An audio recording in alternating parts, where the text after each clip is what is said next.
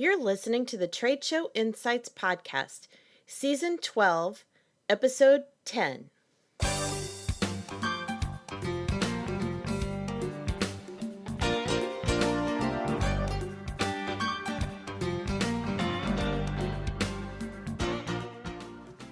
I'm your host and exhibit marketing strategist, Marlis Arnold, bringing you tools to improve your exhibit results. On today's episode, brought to you by the Exhibit Marketers Cafe, do you inspire attendees to spend time in your booth, or are you relying on lazy gimmicks to get attention?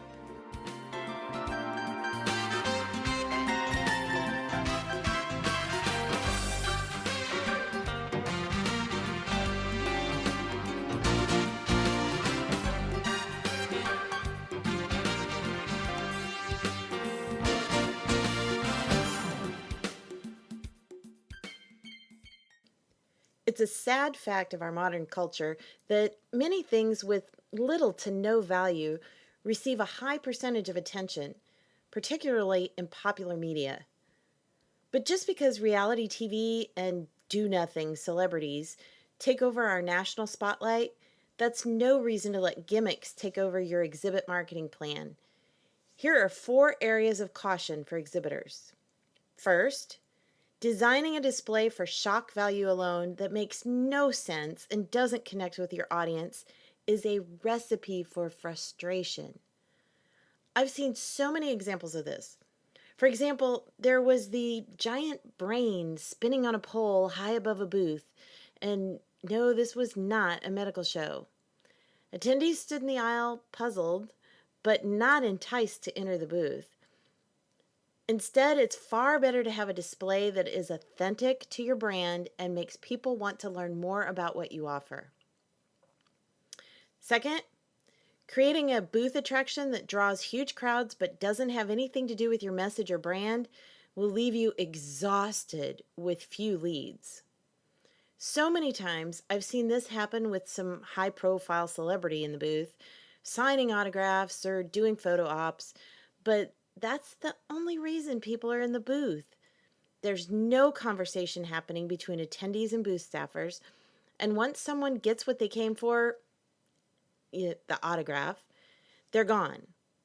The staff goes home with little, if any, new business, and instead, you should create an attraction that reflects what you can do for attendees. I remember a fun activity at Exhibitor Show one year where Mayflower had a scale model of one of their trucks, and they let attendees try to fill it with all kinds of various sized crates. Now, this not only kept people in the booth for an extended time, but it also allowed the staffers plenty of opportunity to have conversations while they worked together to solve the puzzle. Number 3, giving away cheap tchotchkes creates exactly that impression. Cheap and careless. Instead, give a memorable gift that makes sense for both your brand and your audience.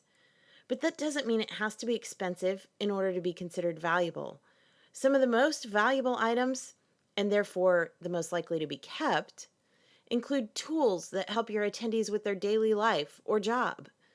That could be like a pocket guide or slide chart that helps them calculate calories burned for a health or medical show, or select the right motor oil for an automotive show.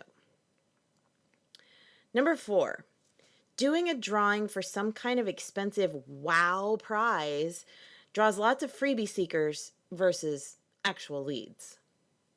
I think often exhibitors believe they need something exciting to draw people in, but the truth is that giving away something from your own list of products or services, or something closely related, will actually gain far more qualified leads. And isn't that what you'd prefer over hundreds of cards that will just be thrown out later because they're not interested? And who wants to be the one to do all those follow-up calls? I think not. So before your next show, lose the gimmicks and discover ways to deliver greater value for attendees.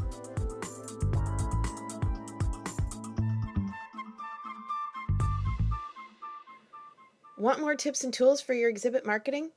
Check out the free resources available from the Exhibit Marketers Cafe. Simply go to TSI12.10 and click on Free Resources to discover toolkits, webinars, and more, including a link to sign up for the Trade Show Tips online monthly e-zine. Trade Show Insights is protected by the Creative Commons copyright license.